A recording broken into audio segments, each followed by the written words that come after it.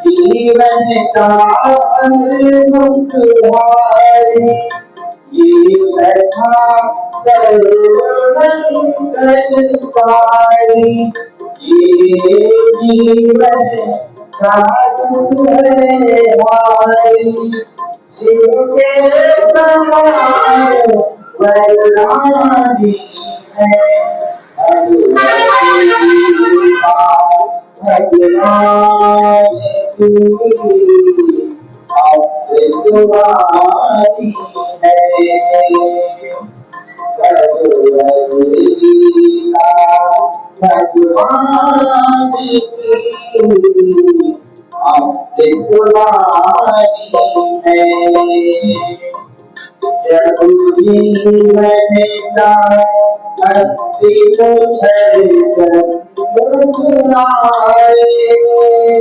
और दारू दारू बने कर हमें आँख दिखाए जब जीवन का अंतिम क्षण संभलाए और दारू दारू बने कर हमें आँख दिखाए सब ऋतु बसंत सा संत आगमन होता सब ऋतु बसंत सा संत आगमन होता भगवद गीता का ज्ञान हमें वो गीता भगवद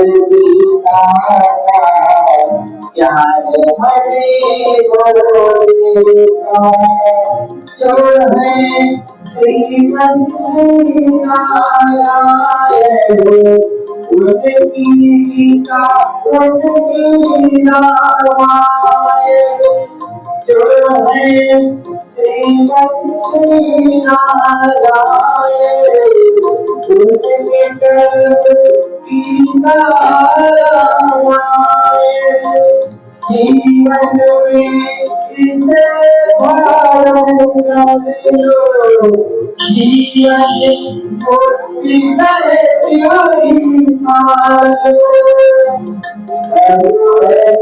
गीता मंगलकारी ये सर्वार्थकारी शिव के समान वरदानी है भगवद गीता भगवान की अमृतवाणी है भगवद गीता भगवान की अमृतवाणी है बोलिए श्री भगवद गीता की जय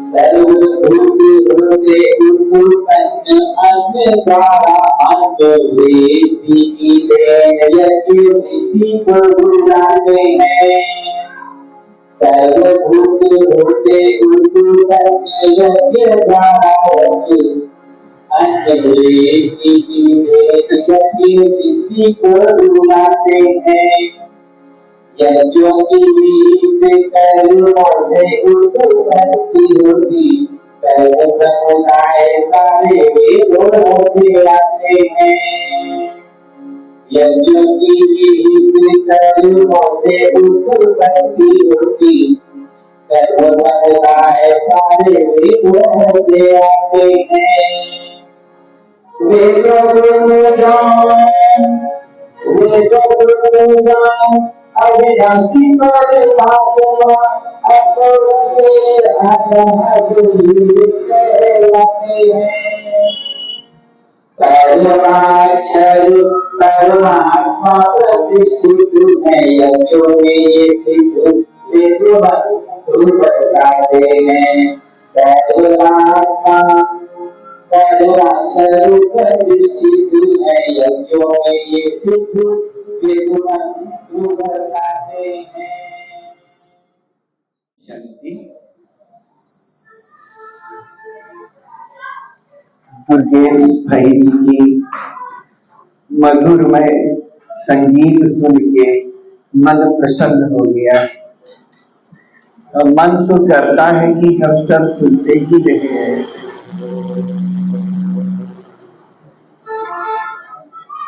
ज्ञान और संगीत का ये सुंदर समन्वय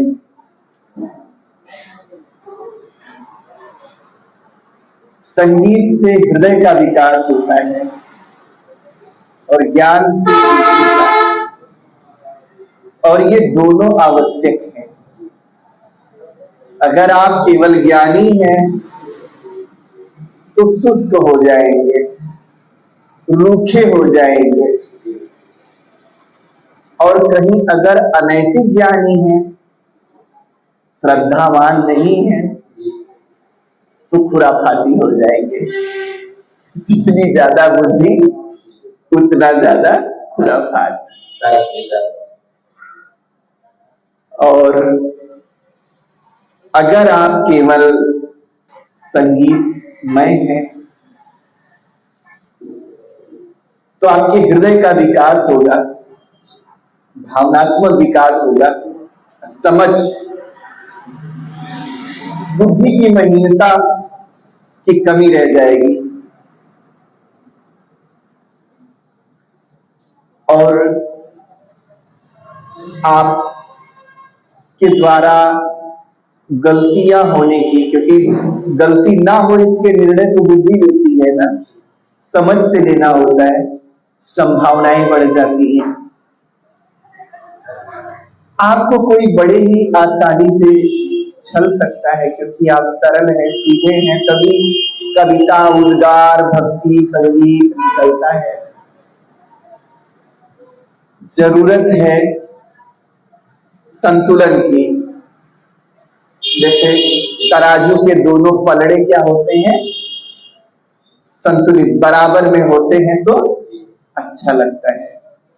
ऐसे ही हमारे अंदर हमारे हृदय का भी विकास हो, अर्थात भावनात्मक विकास हो, संगीत भी हो, और बुद्धि का भी विकास हो, ज्ञान भी हो। जैसे वासुदेव कृष्ण ज्ञानियों में देखो भगवत गीता कह डाले, और संगीत में उनकी मुरली का गायन। तो यहाँ पे दुर्गेश भाई साहब के द्वारा समझो ज्ञान और संगीत दोनों का समन्वय स्थापित हो जा रहा है। और अभी भाई साहब इस श्लोक पढ़ रहे थे, बड़ा अच्छा लग रहा था।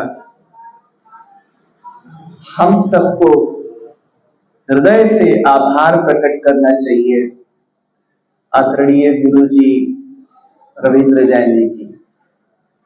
इतने सुंदर ढंग से इन्होंने जो गीता का अनुवाद किया है, वो भी पद्य के रूप में, बहुत ही सराहनीय है। आप सब एक सामान्य जनमानस जिसको संस्कृत का उतना अच्छा ज्ञान नहीं है, बहुत ही सरल शब्दों में आपने इतने कठिन विषय को व्यक्त किया है। हम तो समझते हैं कि यहाँ आप सब कोई प्रवचन सुनने ना आए, बल्कि विद्यार्थी बनकर आए। जैसे विद्यार्थी होते हैं, विद्यार्थी सुनते भी हैं क्लास में, फिर घर पे जाके होमवर्क करते हैं, जीवन में धारण करते हैं। ये एक सुंदर अवसर मिला है पुनः विद्यार्थी बनने का। हम गीता माता का अध्ययन करें, और इसके लिए जो किताब है सबके घर में होना चाहिए ना। संस्कृत वाला तो उतना अच्छा हो सकता है ना समझ में आए, उसमें जो अर्थ करके देता है वो आप सुनेंगे, लेकिन ये तो बहुत सुंदर है। जैसे तुलसीदास जी ने रामचरितमानस की रचना करके रामायण को घर घर पहुंचा दिया। आज देखो अखंड रामायण बैठता है, कहते रामायण है लेकिन पाठ किसका होता है? रामचरित मानस का, क्योंकि वो सहज है, गाना भी सहज है, समझना भी सहज है। रामायण कोई कोई ही समझ सकता है। तो जो काम तुलसीदास जी ने किया ठीक वही काम गुरुदेव जी ने किया है। ये उनकी बड़ी करुणा रही है, कृपा रही है, तो हम सबको हृदय से उनका आभार देना चाहिए। क्योंकि मैं तो संस्कृत भी पढ़ता और मैंने देखा कि जो इसमें लिखा है इन्होंने कोई मैनिपुलेट नहीं किया है कि कुछ अपने फिर से बढ़ा दे, कुछ अपने फिर से घटा दे। तुलसीदास जी ने तो कहीं कहीं मैनिपुलेशन किया है। कुछ चीजें जो वाल्मीकि रामायण में लिखी गई हैं उनको लगा कि अभी इसको थोड़ा सा मर्यादा में कर देना चाहिए, तो उन्होंने थोड़ा सा उसको समेटा है। कहीं पे लगा कि इसे थोड़ा सा बढ़ाना चाहिए तो बढ़ाया है। लेकिन आप एक शिक्षक की भांति न कम न ज्यादा अपने फिर से आपने कुछ नहीं किया है। ये एक ईमानदारी होती है कि हम जो गीता कह रही है, जो श्री कृष्ण जी बोल गए हैं, उसको हम जो है हूबहू सरल शब्दों में बदल रहे हैं। क्योंकि अगर कोई अपना मिला देता है तो पढ़ने वाला सुनने वाला तो यही समझेगा ये तो गीता माता ने कहा है, लेकिन वो बात उतनी प्रमाणिक नहीं होगी जितना कि स्वयं ग्रंथ प्रमाणित है। तो इतना सुंदर साक्षी अवस्था में हो करके गुरु जी ने इसको लिखा है, इसके लिए उनका हृदय से आभार है। आज हम सब गीता अध्याय 3 के 14, 15, 16, 17 आदि इस श्लोकों का अध्ययन करेंगे। प्रवचन और अध्ययन में फर्क हो जाता है। प्रवचन में सुनाने वाले ने सुना दिया, सुनने वाले ने सुन लिया, फिर उससे कोई लेना देना। अध्ययन में सुनाने वाले ने सुनाया लेकिन सोच समझ के, मनोरंजन के लिए नहीं, जीवन को श्रेष्ठ बनाने के लिए। और सुनने वाले ने क्या किया? भूल नहीं गया उसको। जैसे एक विद्यार्थी घर में जाता है, उसको याद करता है, स्मरण में लाता है क्या कहा गया था, जीवन में उतारने की कोशिश करता है, तो ऐसे करता है। क्योंकि जीवन में अगर नहीं आया तो पोथी पढ़ने से कोई फायदा नहीं है। दवा घर में बहुत रखी हो आपके, आप खाओ ना तो बीमारी तो वैसी की उस दवा का कोई फायदा। ठीक, पोथी में बहुत कुछ भरा है लेकिन जीवन में ना उतारो, केवल जाने रहो, तो इस पोथी का कोई फायदा। तो हम शिक्षा एग्री करेंगे आप सबसे। हम सबको ये सिखाया गया कि कैसे विद्यालय में जाओ तो प्रश्न किया जाता है। कुछ पिछली बातों में चर्चा हुई, यज्ञ किसे कहा जाए, यज्ञ माने क्या समझते हो आप, पिछली बातों के आधार पे दुर्गेश भाई जी बताएंगे। यज्ञ उस दिन स्पष्ट किया गया था ना। यज्ञ बना जो कुंड बना के जो स्वाहा किया जाता है आहुति, वो ही यज्ञ है या और भी कुछ है? वो यज्ञ है, वो ठीक है, और भी कुछ है? हाँ, उस दिन बताया गया कि परमात्मा समर्पित कर्म ही यज्ञ है। लोक मंगल की भावना से हम भगवान के चाकर हैं, उन्होंने मुझे चाकरी दी है, उन्होंने मुझे जिम्मेदारी, यह समझकर कर्म करना यज्ञ है। आप जितने भी कर्म कर रहे हो, ये 365 दिन वाला यज्ञ है। आप अगर परमात्मा पे समर्पित हो गए तो आपका जीवन ही यज्ञ हो गया। आपका श्वासोश्वास यज्ञ कर रहे हैं, तो जीवन को यज्ञ बनाना है। और बताया गया कि देवताएं यज्ञ सहित प्रजा रचकर ब्रह्मा ने क्या किया? दिया हम सबको, और कहा इनसे तुम देवताओं को प्रसन्न करो, तो देवताएं तुम्हें मन इच्छित फल प्रदान करेंगी। देवताएं माना दिव्य शक्तियां, संसार में दिव्य शक्तियां हैं, और उनको आप प्रसन्न करो। आप उनकी वृद्धि करोगे, वह आपकी वृद्धि करेंगे। तो उनको प्रसन्न कैसे करना है? एक तो हुआ, देखो भाई साहब ने अभी सुंदर सुंदर गीत गाए, तो मन क्या हुआ? प्रसन्न हुआ, अच्छा लगा हम आप सबको, तो खुश हुए। प्रसन्न हुआ तो दुआएं मिली। तो ये जो हम आरती, कीर्तन, भजन करते हैं, इससे भी दिव्य शक्तियां क्या होती हैं? प्रसन्न होती हैं, दुआएं मिली। दूसरा, जो आप कर्म करते हो, अगर कर्म आप परमात्मा समर्पित होकर कर रहे हो, उनको ध्यान में रख के कर्म कर रहे हो, तो भी वो क्या होते हैं? प्रसन्न होते हैं। आप कितना भी सुंदर गीत गाते, लेकिन आप समाज में कुछ ऐसे कर्म कर रहे होते जिसको दुष्कर्म, कुकर्म कहा जा सकता हो, तो आप कितना भी सुंदर गाते, लेकिन शायद प्रशंसा ना होती। तो हमारे कर्म यज्ञवत हो, उससे भी देवताएं प्रसन्न होते हैं। और बताया गया पिछली बार में कि जो कुछ दिया हुआ है हम सबको, वो किसका है? परमात्मा के द्वारा, उन दिव्य शक्तियों के द्वारा दिया गया है। हम, ये बहुत बड़ी भूल है कि हम सोच लेते हैं कि हमने कमा लिया है, हमने अपनी मेहनत करके। ऐसे संसार में देखो, आपके इसी स्थान में बहुत होंगे और संसार में जो रातों दिन आपसे कई ज्यादा मेहनत कर रहे हैं, फिर भी दिया भर से ज्यादा। और ऐसे भी लोग हैं कि थोड़ी सी मेहनत करते हैं और प्राप्ति क्या हो रही है?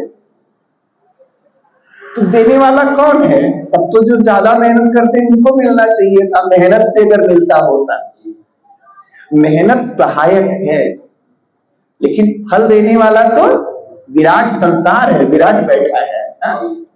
वो प्रसन्न है तो हमारी थोड़ी सी मेहनत से भी बहुत कुछ मिल जाता है। तो जो कुछ हमें आपको मिला हुआ है, हम ये समझे, स्वीकार करें, ये उसका दिया हुआ है। और अगर दिया हुआ उसका है, तो सबसे पहले किसको समर्पित करना चाहिए? उसको दो, सबसे पहले उसको दो। इसको कहते हैं तेरा तुझको अर्पण। कहा गया है ना, उसमें आया था कि जो अपनी समस्त संपत्ति, समस्त भोजन, जो कुछ है जिसको आप मेरा कह सकते हो, अपने संपूर्ण मेरा वाली चीजों को पहले दिव्य शक्तियों को समर्पित करता है। उसके बाद उनसे बचा हुआ, उस बचे हुए को क्या कहेंगे? जूठन, यज्ञ शिष्टान, यज्ञ के द्वारा जो अवशिष्ट बचा हुआ है, बचा हुआ जो स्वयं ग्रहण करता है, उसके सारे कलमश धुल जाते हैं। आया था ना, उसके मन के सारे पाप धुल जाते हैं। यानी भोजन बनाओ तो परमात्मा को पहले अर्पण करके। जो दिया है दिव्य शक्तियों ने, उन दिव्य शक्तियों को समर्पित किए बिना जो सीधे स्वयं ग्रहण कर लेता है, उसको कहा गया था इसी गीता माता में कि वो समझो एक चोर की भांति है कि किसी दूसरे के सामान को बिना उससे पूछे, बिना उसको अर्पित किए, बिना उसकी आज्ञा लिए सीधा चुरा के अपने यूज में ले रहा है। और उदाहरण भी दिया गया था कि आज एक समय था, नया अन्न आया है तो सबसे पहले उसका गुड़ मंगाया जाता था, कुछ महावीरी निकाला जाता था, होम किया जाता था, देव प्रसाद बांटा जाता था, फिर जो बचता था उसको घर ले जाओ, खाओ पियो या फिर बेचो, जो हो। आज के डेट में पैदा पहले से बहुत ज्यादा हो रहा है, लेकिन खेत से सीधे ट्राली कहां जा रही है? मंडी में जा रही है। अब आप बताइए, किसी से कहो तो कोई कहेगा कि हम पूरे पाप कर रहे हैं, लेकिन शास्त्रों की अनुसार देखा जाए तो क्या है? क्या है ये? पाप ही है। अब आप ऐसा कर रहे हो तो दिव्य शक्तियां आपसे प्रसन्न होंगी? नहीं होंगी।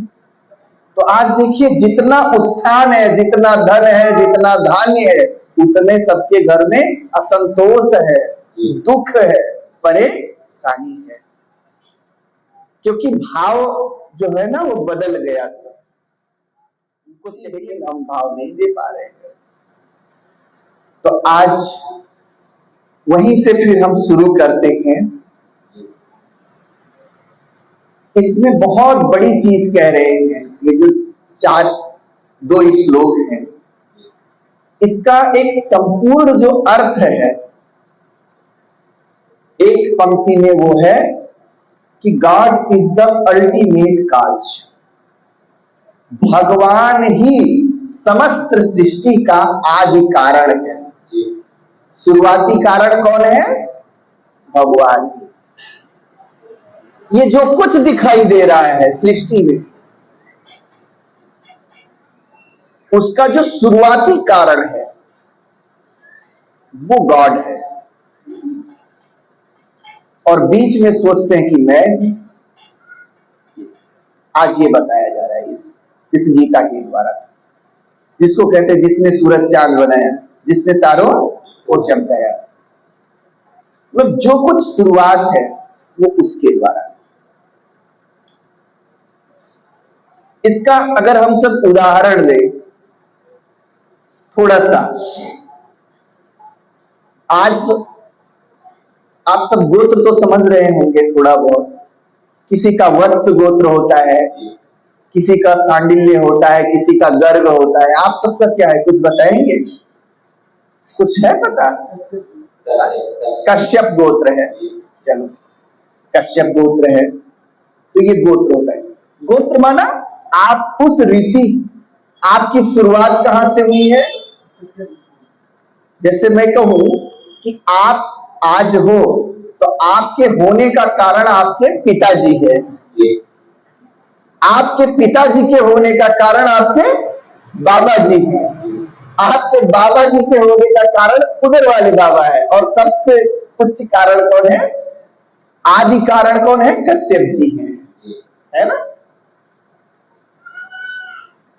और हम क्या कहते हैं? हमने पैदा किया है। अपने बच्चों को क्या कहते हैं? जब घमंड में आते हैं, देह अभिमान में, तो क्या कहते हैं? मैंने पैदा किया है, मैं जो चाहूं सो तुम्हारे साथ करूं, है ना, मेरे अनुसार कैसे नहीं चलोगे। दिख रहा है कि मैंने पैदा किया है, दिख रहा है कि कारण मैं हूं, लेकिन ये केवल दिख ही रहा है, क्योंकि ऐसे बहुत से हैं जो पैदा करना चाह रहे हैं और उनके पैदा नहीं हो रहा है। आपसे समर्थ भी है, रूप रंग सब कुछ है, चाह रहे हैं और नहीं हो रहा है। आपने प्रयास भी नहीं किया और हो गया, पैदा हो गया जिसको होना था। तो आप हम सब क्या है, एक निमित्त मात्र हैं, जिसको गीता में कहा गया, हे अर्जुन तुम क्या हो, केवल एक निमित्त कारण हो। जिसको आपने पैदा किया उसके आदि कारण तो कश्यप जी है, वो वहां से चला है। आप तो बीच में क्या है, निमित्त मात्र हैं। ये बल्ब बोले कि ये बिजली को मैंने पैदा किया है, तब इतना प्रकाश है, घमंड करने लगे।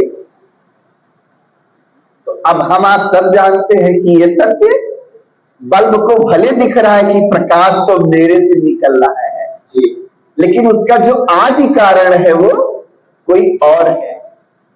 बिजली दिख नहीं रही है, लेकिन वो ना हो तो बल्ब टंगा रहेगा, उसका कोई वैल्यू नहीं है। तो इस प्रकार से सृष्टि का जो आदि कारण है, जो शुरुआत है, भाई कश्यप का भी कोई कारण रहा होगा। कश्यप कैसे आ गए, उनका भी कोई पहले पिता रहा होगा। ऐसे जो संपूर्ण सृष्टि का पिता है, संपूर्ण सृष्टि का जो आदि कारण है, वो कौन है, परम पिता परमात्मा। ये श्लोक कह रहा है। आइए अब हम इसको सुनते हैं। कहते हैं अन्नाद भवति भूतानि, जितने भी भूत हैं, प्राणी हैं, वनस्पतियां हैं, भूत माना जो प्राणी है, जीवित प्राणी, मनुष्य हो गया, जीव जंतु, बैल हो गया, कुत्ता हो गया, जो भी 84 लाख की योनियां हैं,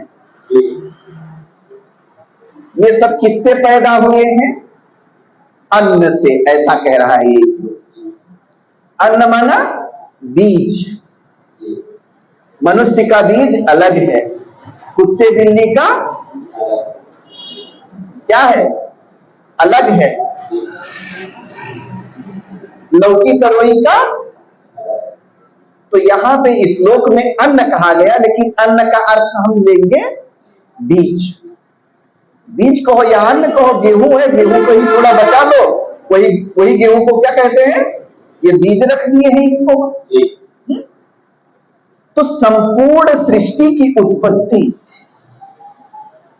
अन्न से हुई है, अर्थात बीज से हुई है। हर एक प्राणी की, हर एक वनस्पति की अपना अपना अन्न है, अपना अपना बीज है।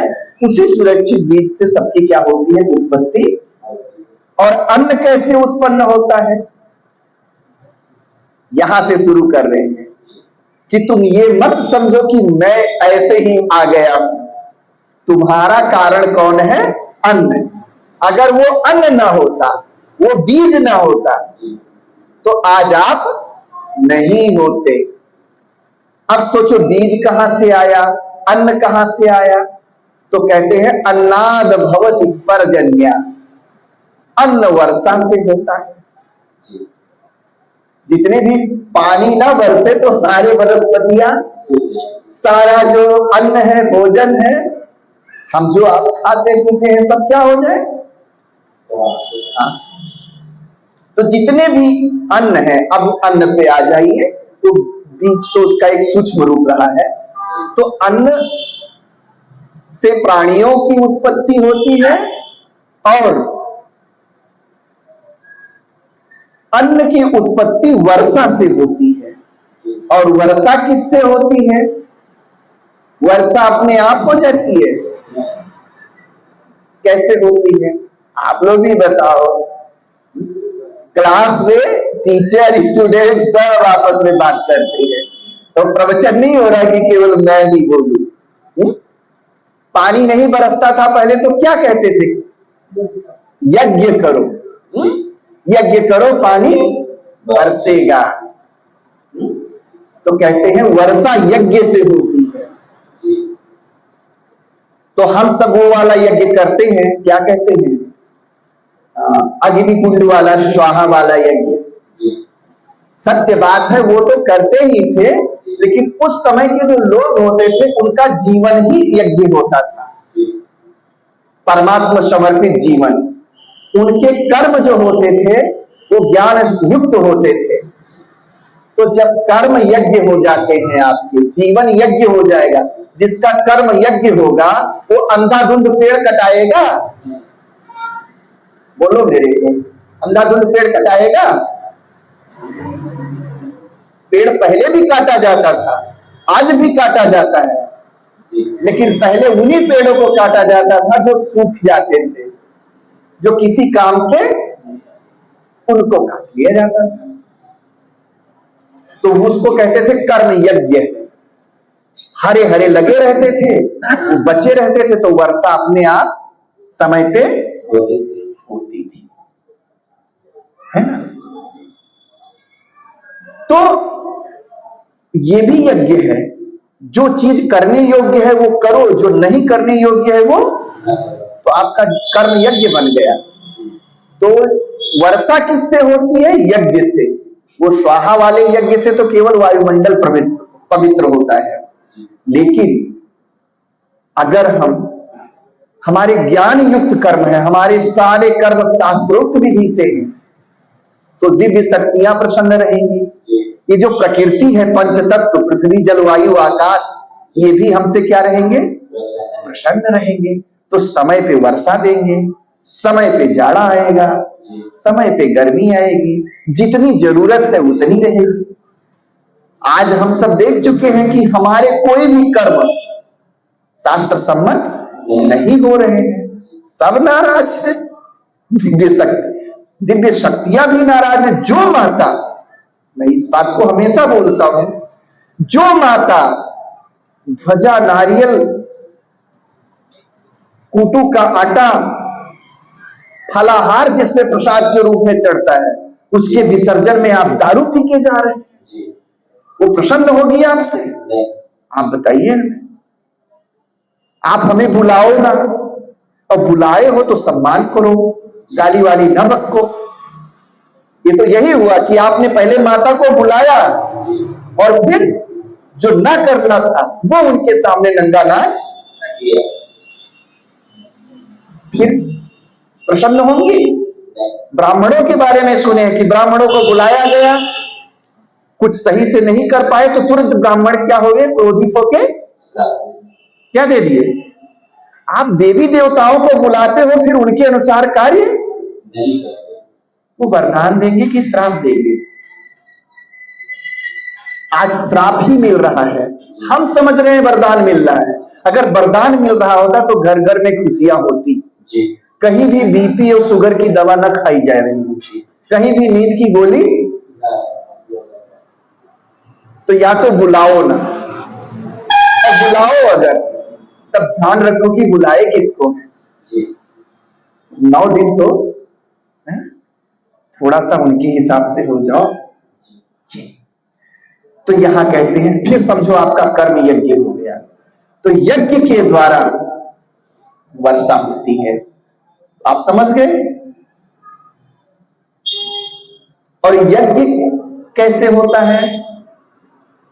यज्ञ कैसे होता है? इन्होंने कहा है यज्ञ कर्म समुद्भव, यज्ञ की उत्पत्ति कर्म से होती है। अगर आपके कर्म शास्त्र सम्मत है तो आपके कर्म ही यज्ञ हो गए। जो कुछ कर रहे हो वो सब क्या है? यज्ञ है। वो स्वाहा स्वाहा ही यज्ञ नहीं है। आप जो कुछ कर रहे हो तो आपके कर्म ही ऐसे होंगे कि चारों तरफ प्रकृति, यक्ष, किन्नर, गंधर्व, देवी देवताएं सब प्रसन्न है आपसे, तो आपको मांगना नहीं पड़ेगा। जब जरूरत होगी वर्षा हो जाएगी, जब जरूरत होगा जो हो जाएगा। जरूरत है कि हम अपने कर्मों को सुधारें, हम अपने कर्म को यज्ञ बनाएं। कर्म 2 प्रकार के होते हैं, एक है ज्ञान युक्त कर्म और एक होता है अज्ञान युक्त कर्म। ज्ञान युक्त कर्म जो शास्त्र सम्मत हो, जिसको संत महात्माओं के द्वारा जो समर्थित हो, जिसके सज्जन लोग जिसका समर्थन करते हो, ऐसे कर्म को यज्ञ कहा गया। और एक है अज्ञान जनित कर्म, ईर्ष्या, द्वेष, विकार बुराइयों के वशीभूत होके जो आप कर्म कर रहे हो, उसको कहा जाएगा अज्ञान जनित कर्म। कामासक्त होके, क्रोध में आके, लोभ में आके, अहंकार में आके, इन बुराइयों के वशीभूत होके जो भी कर रहे हो, वो सब क्या है? अज्ञान युक्त कर्म है। और ज्ञान युक्त कर्म कभी भी यज्ञ नहीं कहलाते। तो अब आप समझ लो कि संसार में कितनी यज्ञ हो रहे हैं। 700-800 करोड़ जनसंख्या है इस समय पूरे विश्व की। अब उसमें कहीं समझदार होंगे मुट्ठी भर, 2 करोड़, 1 करोड़, 3 करोड़। इतने लोग ज्ञान युक्त नियम धर्म से कर्म कर रहे हैं। इतने लोग समझो रोज यज्ञ कर रहे हैं, और बाकी सब ये है, यज्ञ को समझो विध्वंस कर रहे हैं, पाप कर रहे हैं। तो जब ऐसा है तब उसका प्रभाव सृष्टि पे नहीं पड़ेगा? पड़ेगा। आज यही कारण है कि सृष्टि में दुख ही दुख है, दुख बढ़ता जा रहा है। हम एक तरफ करें कितना विकास हो गया, लेकिन चैन नहीं है। महल पहले नहीं थे, झोपड़ी थी, लेकिन झोपड़ी में नींद अच्छी आती थी। 3600 व्यंजन नहीं रहते थे, नमक रोटी, लेकिन नींद अच्छी आती थी। परिवार सुख से रहते थे। आज ये केवल हमारे आपकी क्षेत्र की हालत नहीं है। आप अगर सर्वे करोगे, अध्ययन करोगे, तो संपूर्ण संसार की यह हालत हो गई है। उसका कारण यही है कि सबके कर्म अज्ञान जनित हो गए। ये जहां 700-800 करोड़ में से 1000 में 990 लोग उल्टे कर्म कर रहे हो, तो 90 बहुत कर रहे हैं, तो उनके पुण्य से दुनिया कितनी टिकेगी? उसका परिणाम कहां तक जाएगा? ये स्थितियां है। यज्ञ कैसे होता है? कर्मों से। और कर्म कहां से आते हैं? कर्म कहां से आते हैं? कहते हैं कर्म ब्रह्मो उद्भवम्। कर्म का उद्भव वेद से होता है। वेद हमें बताता है क्या करना है और क्या नहीं करना है। वेद का मतलब यहां कोई किताब नहीं, क्योंकि वेद तो हमने पढ़ा नहीं है ना। वेद का मतलब कोई वो 4 वेद नहीं। हो सकता है उस समय कृष्ण जी उन्हीं वेदों को कह रहे हो जो 4 वेद हम आप सुनते हैं, ऋग्वेद, सामवेद, यजुर्वेद, अथर्ववेद, इनको सुनते हैं। हो सकता है उस समय वही कह रहे हो, क्योंकि उस समय लोग वेदों के ज्ञाता रहे होंगे। आज तो दूर दूर तक अता पता नहीं है। तो वेद का मतलब होता है ज्ञान।